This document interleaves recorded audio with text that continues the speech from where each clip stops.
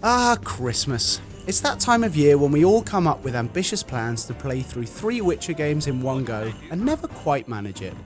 Most likely you'll squeeze in 30 seconds of Super Mario Run under the table while everyone else is eating trifle. But it's an important ritual, so here are a bunch of games with Christmas bits in.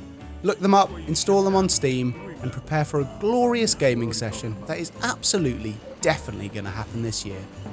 Surely. Is there anything more festive than a 30-foot tall Christmas tree?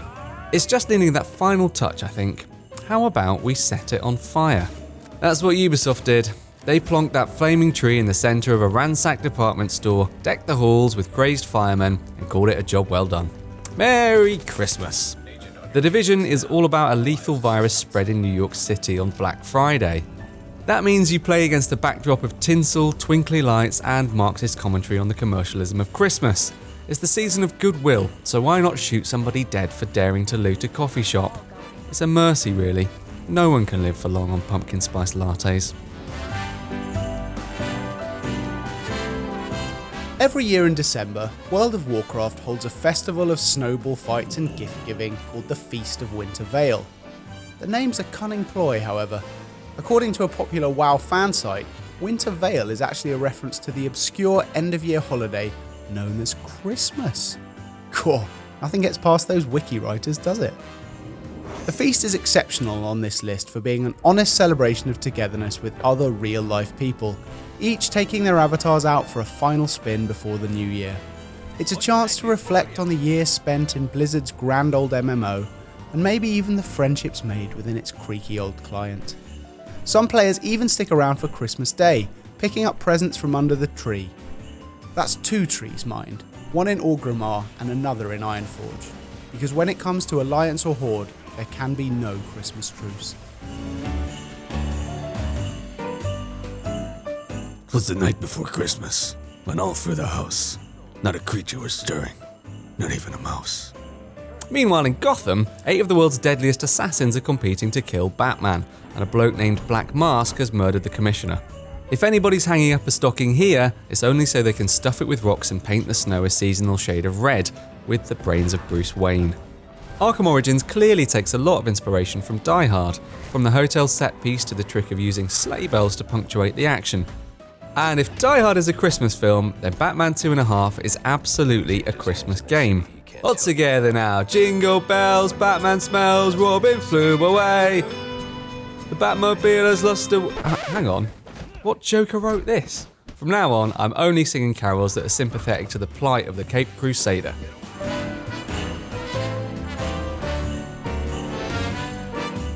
Granted, the mind doesn't naturally hop to a story about a bereaved husband and father on a killing spree when the word Christmas is uttered, but the fact that Max Payne seems to fit so naturally on this list is only a testament to Remedy's talents. The train lit up like a Christmas tree, Max says in a comic book cutscene. Ah, you think to yourself, Christmas trees look nice. And then it's back to the shooting, wearing a grimace that makes it clear Max Payne can never again enjoy Christmas trees. The game's actually set in January 2001 in the midst of a record blizzard, but all that pretty snow is bound to spark a bit of festive spirit in you.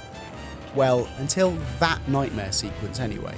After that, it's a life of perennial grimace wearing for you. The sun and screen glare of Just Cause and Firewatch are all very well, but sometimes you just want something to match the wintry vibe of the weather outside. For that, you can't beat Icewind Dale, an RPG that covers the classic Infinity engine in icing sugar, which is a romantic way of saying that most of your travelling party is killed in an avalanche triggered by frost giants in the intro. There are genuinely no better dungeons than those found under the Spine of the World mountains. Icewind Dale fills the sprawling multi-level fortresses with armies of snake people and tricks straight out of Doom's playbook. The whole game works as a fast-acting antidote to relatives who actively choose family games over D&D. It's like I told Aunt Hilda, Ludo sucks, you filthy casual. Too much RNG. Over the years, Saints Row has abandoned gold chains and rims for superpowers and aliens. That leaves it one of the few action games capable of staging an intergalactic Christmas story without breaking canon.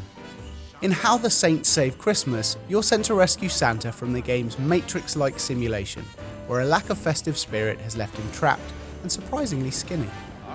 GTA 5's gangbangers have got nothing on the giant nutcrackers and gingerbread men you'll face off against here. And you've probably never played any DLC narrated by a Mary Poppins-style nanny before, have you? The only trick Volition missed was in not calling it Miracle on 3rd Street, but you can't have everything. That's what I've been telling my loved ones on Christmas Day for years now.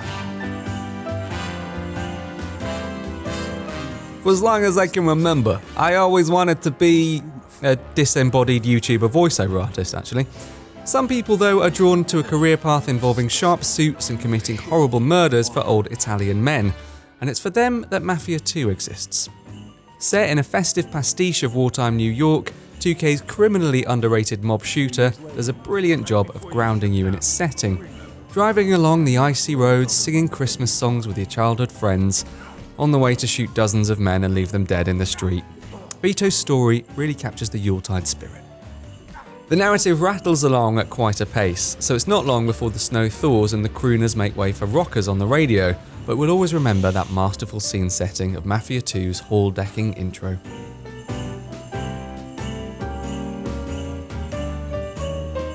Costume Quest was a typically whimsical Double Fine adventure that turned trick-or-treating into a turn-based RPG.